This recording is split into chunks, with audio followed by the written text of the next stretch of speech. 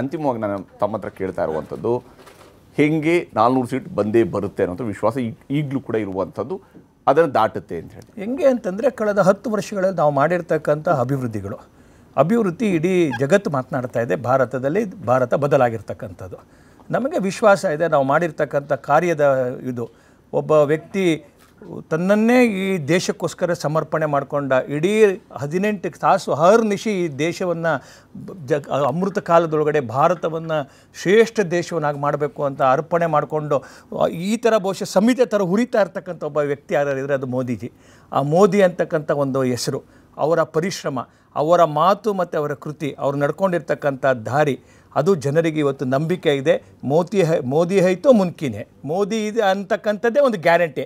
ಮೋದಿ ಅಂತಕ್ಕಂಥ ಒಂದು 2 ವರ್ಡು ಇವತ್ತು ನಮ್ಮೆಲ್ಲರನ್ನೂ ಜೋಡಿಸ್ತಕ್ಕಂಥ ಒಂದು ಅದ್ವಿತೀಯ ಶಕ್ತಿ. ಓಕೆ ಓಕೆ ಓಕೆ ಯಾಕೆ 300 ಅಂತ, ಹೇಗೆ 300 ಅಂತ ಅವ್ರಿಗೆ ಒಂದು ಅರ್ಥ ಆಗಿದೆ ದೇಶದ ಜನರಿಗೆ. ಏನು ಅಂತಂದರೆ ಇವ್ರು ಹೇಳೋದೆಲ್ಲ ಬರೀ ಒಂದು ನಿಮಿಷ ಇರಿಯಮ್ಮ, ದೇಶದ ಜನಕ್ಕೆ ಏನು ಅರ್ಥ ಆಗ್ಬಿಟ್ಟಿದೆ ಅಂತಂದರೆ ಇವ್ರು ಹೇಳೋದೆಲ್ಲ ಸುಳ್ಳು ಅಂತ ಭಾಳ ಚೆನ್ನಾಗಿ ಅರ್ಥ ಆಗ್ಬಿಟ್ಟಿದೆ. ದೇಶದ ಜನ ಇವತ್ತೇನು ಮಾಡಿದ್ದಾರೆ ಅಂತಂದರೆ ಸ್ವಿಸ್ ಬ್ಯಾಂಕಲ್ಲಿರೋ ದುಡ್ಡನ್ನೆಲ್ಲ ವಾಪಸ್ ತಗೊಂಡು ಬರ್ತೀನಿ ಅಂತ ತಂದ್ರಾ ಅಂತ ಪ್ರಶ್ನೆ ಕೇಳ್ತಾ ಇದ್ದಾರೆ. ಕಳೆದ ಚುನಾವಣೆಗೆ ಮುಂಚೆನೇ ಈ ದೇಶದಲ್ಲಿ 1000 ಕೋಟಿ ಸಾಲ ಮಾಡ್ಕೊಂಡು ದೇಶ ಬಿಟ್ಟು ಓಡೋಗಿದ್ರಲ್ಲ ಚೌಕಿದಾರ್ ಇದ್ದು ಕೂಡ, ಅವ್ರನ್ನೆಲ್ಲ ವಾಪಸ್ ಹೇಳ್ಕೊಂಬರ್ತೀವಿ ಅಂದರು, ಬಂದ್ರಾ ನೋಡ್ತಾ ಇದ್ದಾರೆ. ದೇಶದ ಜನ ರೈತರಿಗೆ ಏನು ಕೊಟ್ರಿ ಅನ್ನೋ ಪ್ರಶ್ನೆ ಕೇಳ್ತಾ ಇದ್ದಾರೆ. ನಿರುದ್ಯೋಗ ಕಳೆದ ಸ್ವಾತಂತ್ರ್ಯ ಬಂದ 75 ವರ್ಷದಲ್ಲಿ ಅತಿ ಹೆಚ್ಚು ನಿರುದ್ಯೋಗ ಇವತ್ತು ದೇಶವನ್ನು ಕಾಡ್ತಿದೆ, ಪ್ರಶ್ನೆ ಕೇಳ್ತಾ ಇದ್ದಾರೆ. ಚೀನಾ ಭಾರತ ದೇಶದ 4000 ಸ್ಕ್ವೇರ್ ಕಿಲೋಮೀಟರ್ ಒಳಗಡೆ ನುಗ್ಗಿದೆ. ಡೋಕ್ಲಾಮ್ ಒಳಗಡೆ ಚೀನಾ ಸರ್ಕಾರ ಬಂದು ಸೈನಿಕರ ಡೇರೆಗಳನ್ನು, ಮನೆಗಳನ್ನು, ಬಂಗಲೆಗಳನ್ನು ಕಟ್ಟಿದೆ.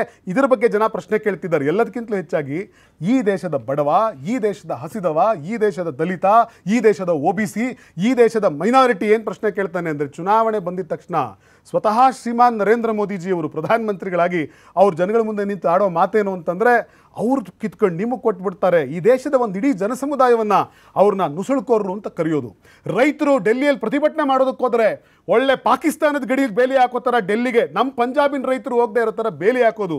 ಪಂಜಾಬಿನ ರೈತರನ್ನ ನೀವು ಎಂಥದ್ದು ಖಲಿಸ್ತಾನಿಗಳು ಅಂತ ಕರೆಯೋದು. ದೇಶದ ಪ್ರಜೆಗಳನ್ನು, ದೇಶದ ಜನಸಾಮಾನ್ಯರನ್ನ ನೀವು ಉಗ್ರಗಾಮಿಗಳು ಅಂತ ಕರಿತಾ ಇದ್ದೀರಲ್ಲ, ಇದೆಲ್ಲವೂ ಕೂಡ ಜನರಿಗೆ ನೆನಪಿದೆ. ಭಯೋತ್ಪಾದಕರ ಸೃಷ್ಟಿ ಮಾಡಿದವರೇ ಕಾಂಗ್ರೆಸ್. ಭಾರತಕ್ಕೆ ಶಾಪ ಯಾರಲ್ಲ, ಭಾರತಕ್ಕೆ ಶಾಪ ಯಾರಲ್ಲ,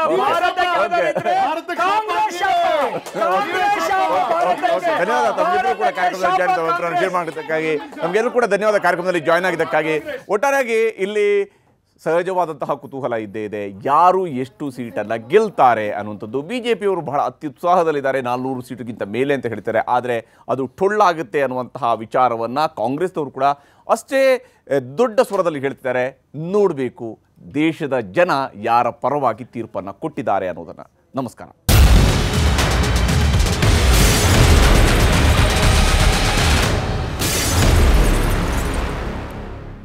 ಕನ್ನಡಿಗರ ಮೆಚ್ಚಿನ ನಿಮ್ಮ ನ್ಯೂಸ್ 18 ಕನ್ನಡ ಈಗ ವಾಟ್ಸ್ಆಪ್ನಲ್ಲಿಯೂ ಲಭ್ಯ. ಕರ್ನಾಟಕ ಮತ್ತು ದೇಶ ವಿದೇಶದ 360 ಡಿಗ್ರಿ ಸುದ್ದಿ ವಿವರವನ್ನ ನೀವು ನಿಮ್ಮ ಕೈ ಬೆರಳುಗಳಲ್ಲಿಯೇ ಪಡೆಯೋದಿಕ್ಕೆ ಈ QR ಕೋಡ್ ಅನ್ನು ಸ್ಕ್ಯಾನ್ ಮಾಡಿ. ನಮ್ಮ ಚಾನೆಲ್ ಅನ್ನು ಫಾಲೋ ಮಾಡಿ, ನೋಟಿಫಿಕೇಶನ್ ಆನ್ ಮಾಡಿ.